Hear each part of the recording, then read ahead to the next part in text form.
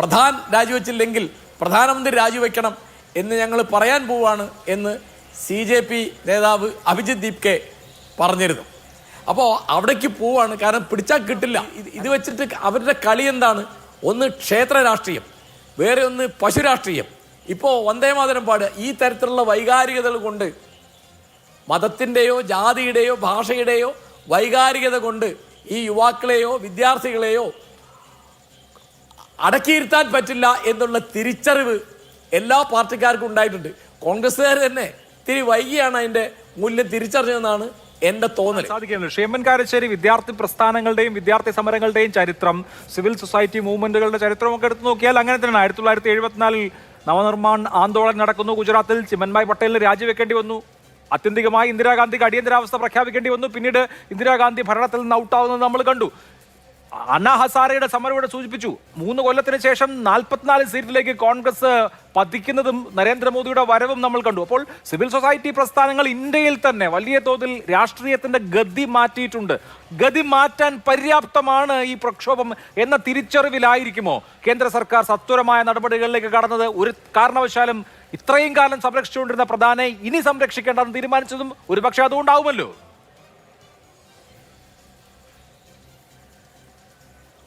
തീർച്ചയായിട്ടും. എന്നാൽ പോലീസ് പെരുമാറിയത് നന്നായില്ല എന്ന് പറഞ്ഞത്, പ്രധാനപ്പെട്ട ഒരാൾ പറഞ്ഞത് BJPയുടെ സമുന്നതനായ നേതാവ് ഡോക്ടർ മുരളി മനോഹർ ജോഷിയാണ്. അദ്ദേഹം എൻ്റെ ഓർമ്മ ശരിയാണെങ്കിൽ വളരെക്കാലം സർവകലാശാല അധ്യാപകനായിരുന്നു. അപ്പോൾ ഒരു അധ്യാപകൻ്റെ വേദന അദ്ദേഹത്തിന് എളുപ്പത്തിൽ തിരിയും. അപ്പോൾ കുട്ടികളിങ്ങനെ തല്ലുകൊള്ളുകയും ഈ തരത്തിൽ തെരുവിൽ കിടക്കുകയും ചെയ്യുന്നത്, അവരോട് ഈ തരത്തിൽ സായുധരായ പോലീസിൻ്റെ മേച്ചിൽ. അപ്പോൾ ഇപ്പോൾ എന്തെങ്കിലും തരത്തിൽ അത് പരിഹരിച്ചില്ലെങ്കിൽ കാര്യങ്ങൾ കൈവിട്ടു പോവും എന്ന് തോന്നിയിട്ട് തന്നെയാണ് ധർമ്മേന്ദ്ര പ്രധാൻ രാജിവെക്കണം എന്ന് തീരുമാനിച്ചത്.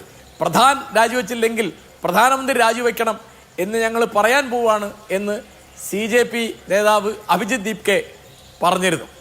അപ്പോൾ അവിടേക്ക് പോവാണ്. കാരണം പിടിച്ചാൽ കിട്ടില്ല. കാരണം തൊട്ടപ്പുറത്ത് നമ്മൾ കണ്ടല്ലോ, 2022 എന്നാണ് എൻ്റെ ഓർമ്മ, ശ്രീലങ്കയിൽ വിദ്യാർത്ഥി സമരമാണ്.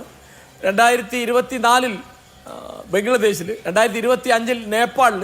പിന്നെ വലിയ നമ്മൾ ഒരിക്കലും മറന്നുപോകാൻ പാടില്ലാത്തൊരു കാര്യമാണ് 1952 ബംഗ്ലാദേശിലുണ്ടായ വിദ്യാർത്ഥി സമരം. അവിടെ കാര്യം വളരെ ലളിതമായിരുന്നു. അതായത് പാകിസ്ഥാൻ്റെ പിറവി അറിയിച്ചുകൊണ്ട് മുഹമ്മദ് അലി നടത്തിയ പ്രസംഗത്തിൽ പാകിസ്ഥാൻ്റെ ഔദ്യോഗിക ഭാഷ ഉറുദു ആവും എന്ന് പറഞ്ഞിരുന്നു. 5ാമത്തെ കൊല്ലം ഢാക്ക യൂണിവേഴ്സിറ്റിയിലെ വിദ്യാർത്ഥികളാണ് പറഞ്ഞത് ഞങ്ങൾ ഉറുദുവിൽ ഭരിക്കാൻ പറ്റില്ല, ഞങ്ങൾ ബംഗാളികളാണ് എന്ന്. അങ്ങനെ ഭാഷാ സമരമാണ്. ആ സമരം അടിച്ചമർക്കാൻ നോക്കി ആദ്യം തന്നെ ഢാക്ക യൂണിവേഴ്സിറ്റിയിലെ വിദ്യാർത്ഥികൾ 5 പേര് കൊല്ലപ്പെട്ടു. പിന്നെ ആ സമരം കത്തിപ്പടരാണ്.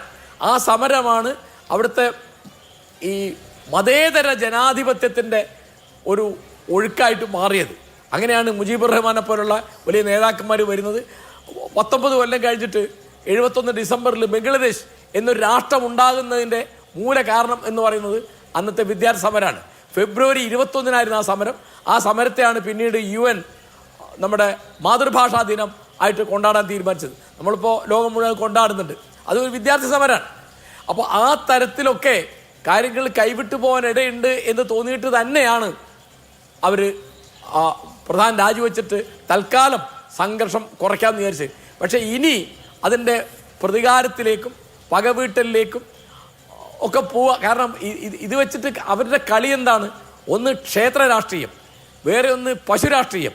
ഇപ്പോൾ വന്ദേമാതരം പാടുക. ഈ തരത്തിലുള്ള വൈകാരികതകൾ കൊണ്ട്, മതത്തിൻ്റെയോ ജാതിയുടെയോ ഭാഷയുടെയോ വൈകാരികത കൊണ്ട് ഈ യുവാക്കളെയോ വിദ്യാർത്ഥികളെയോ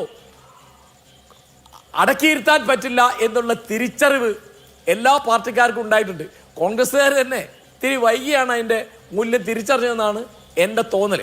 അപ്പോൾ ഈ പ്രതികാരം, ഈ പകവീട്ടൽ, ഈ പറഞ്ഞ വാക്കിൽ നിന്ന് പിന്നോട്ട് പോകുന്ന തരത്തിൽ അതിന് കുറേ ന്യായങ്ങളൊക്കെ പറയാനുണ്ടാവും. ആ ന്യായങ്ങളൊക്കെ പറഞ്ഞാൽ ഒന്നുകൂടി ഈ വിദ്യാർത്ഥി വിഭാഗത്തെ, യുവജന വിഭാഗത്തെ പ്രകോപിപ്പിക്കുക എന്നല്ലാതെ ഒരു പ്രയോജനം ഉണ്ടാവുകയില്ല. കാരണം ഞാനത് ആവർത്തിക്കുകയാണ്, അന്തസ്സായിട്ട് തോൽക്കുന്ന ഒരു ജനാധിപത്യ മര്യാദ അവർ കാണിക്കണം. അത് കാണിക്കാതിരുന്നാൽ തീർച്ചയായിട്ടും സമരം വീണ്ടും ആളി കത്താൻ. ഇപ്പോൾ ഒന്നാമത്തെ കാര്യം, ഇവിടുത്തെ മുഖ്യധാരാ മാധ്യമങ്ങളെയൊക്കെ ഗവൺമെൻറ്റുകൾക്ക് സ്വാധീനിക്കാൻ പറ്റും. ഇതിൻ്റെ ഒരു വലിയ പ്രശ്നം ഇവരുടെ നവമാധ്യമങ്ങളുള്ള ഇവരുടെ ശക്തി എന്ന് പറയുന്നത് ചെറിയ കാര്യമല്ല. ഇപ്പം ഞാനൊരു ഉദാഹരണം പറഞ്ഞാൽ, അറസ്റ്റ് ചെയ്ത് കൊണ്ടുപോകുന്ന സമയത്ത് പോലീസുകാരൻ ഒന്ന് രണ്ട് കുട്ടികളോട് പറയുന്നുണ്ട്, നിന്നെയൊക്കെ കഞ്ചാവ് കേസിലോ അല്ലെങ്കിൽ മയക്കുമരുന്ന് കേസിലോ അറസ്റ്റ് ചെയ്ത് അകത്തിട്ടാൽ നീയൊക്കെ അവിടെ കിടക്കുകയുള്ളൂ, പുറത്ത് വരില്ല. ഈ സാധനം ഇവരുടെ കയ്യിലുള്ള ഇവരുടെ ബട്ടണിലുള്ള ക്യാമറയിൽ പതിഞ്ഞു. ആലോചിച്ച് നോക്കൂ, ഇത് ആലോചിക്കാൻ പറ്റില്ല. അപ്പോൾ എങ്ങനെയാണ് അവിടെ ഭക്ഷണം എത്തിയത്, എങ്ങനെയാണ് വെള്ളം എത്തിയത്, എങ്ങനെയാണ് അവർ ആശയവിനിമയം നടത്തിയത്? ഇതിലിവിടുത്തെ മുഖ്യധാരാ മാധ്യമങ്ങളെക്കാളൊക്കെ വലിയ പങ്ക് വഹിച്ചത് നവമാധ്യമങ്ങളാണ്. പുതിയ സാങ്കേതികതയാണ്. ദുബായിലോ കൊണ്ടോട്ടിയിലോ ബോംബെയിലോ ഇരുന്നിട്ട് അവിടേക്ക് ഭക്ഷണം എത്തിക്കാൻ പറ്റും. ഒരു ഓർഡർ പ്ലേസ് ചെയ്തു, അതിൻ്റെ പേയ്മെൻറ്റും കൊടുത്താൽ അവിടെ എത്തും ഭക്ഷണം. അപ്പോൾ ഇവർ ചോദിച്ചാൽ അത് ഇതിനൊക്കെ എവിടെ നിന്നാണ് ഫണ്ട്? അപ്പോൾ ഈ തരത്തിലുള്ള ചാപ്പകുത്തൽ കൊണ്ടൊന്നും കാര്യമില്ല.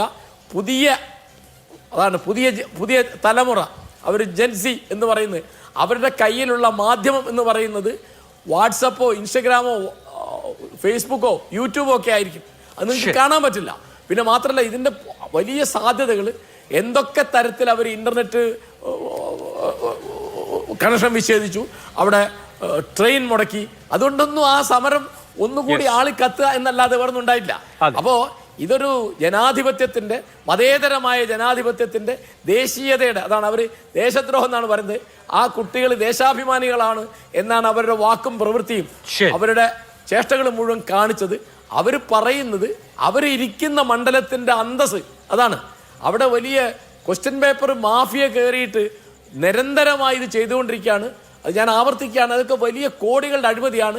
ഒരു ഒറ്റവാക്ക് പറഞ്ഞാൽ ഒരു അഴിമതി വിരുദ്ധ സമരമാണ് നടക്കുന്നത്. കുട്ടികൾ അവരുടെ ഭാവിക്ക് വേണ്ടി പൊരുന്നവരാണ്. അവർ പിന്നോട്ട് പോകും എന്ന് വിചാരിക്കുന്നത് മണ്ടത്തരം മാത്രമായിരിക്കും.